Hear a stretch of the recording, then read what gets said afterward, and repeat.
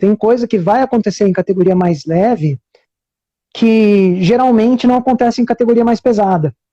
E aí você precisa saber dessas características, porque aí, vamos supor que tem uma determinada situação,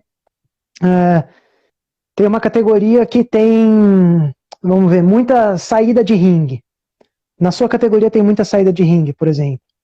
Se você não tiver consciente disso, você corre o risco de não treinar uma habilidade que é essencial para a sua categoria e você acabar perdendo por causa disso.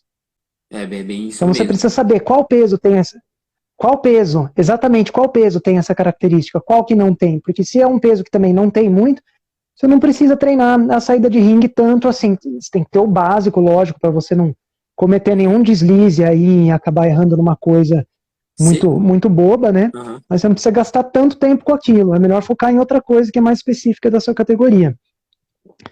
Então, claro que vai ter algum atleta que vai ter uma característica marcante que às vezes pode ser o diferencial. Por exemplo, uma categoria que não tem muita saída de ringue, mas tem um atleta específico que ele é bom naquilo. Isso pode acontecer também. Ele está saindo do que é normal da categoria dele, mas às vezes pode ser algo que diferencia. Diferencial. Mas Então, em relação a se o cara for muito bom em uma coisa, por exemplo, aqui, ó. Às vezes um atleta é muito bom em escora lateral, naquele faca, e ele não é tão bom no frontal. Então ele tem que focar estrategicamente no que ele é bom, mas treinar de vez em quando também a deficiência, no caso, porque se caso precisar. sim, aí que entra, você falou a palavra certa, que é a estratégia, né? A estratégia, ela depende de você conhecer o seu adversário, quais são os resultados que ele costuma ter, qual que é o nível dele, quais são os pontos fortes e quais são os pontos fracos. E também a mesma coisa de você, quais são os resultados que você costuma ter, qual é o seu nível, quais são os pontos fortes, quais são os pontos fracos.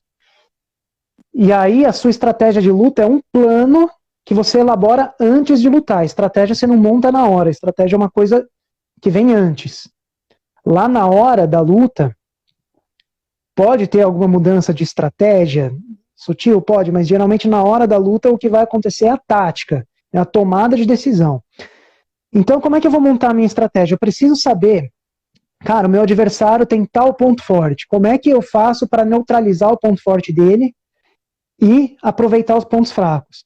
E como é que eu faço para conseguir usar os meus pontos fortes e não expor os meus pontos fracos? Só que aí que entra o atleta ter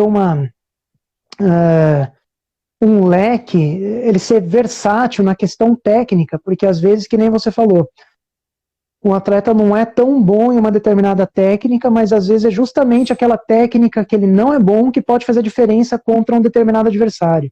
Então, Jerônimo, Então você tem que compensar. Você acha que um atleta, quando for entrar na luta, ele tem que ter a estratégia, mas ele tem que ter um plano B, se caso não nada funcionar do que ele pensou, ele tem que ter um plano B?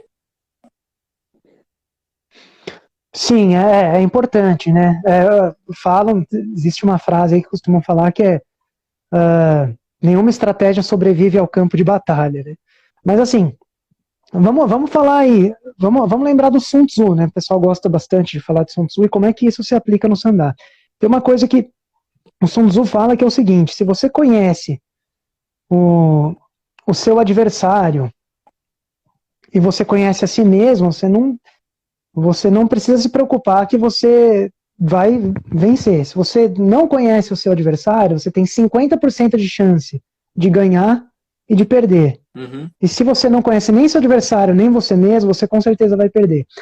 Então, a estratégia, eu preciso ver quais são as características do meu adversário antes de falar, cara, eu vou lutar desse jeito.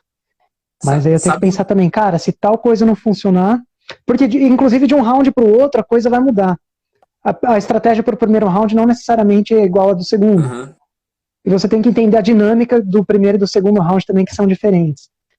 Então, você pode ter mais de uma estratégia para a luta, às vezes isso pode ser bom.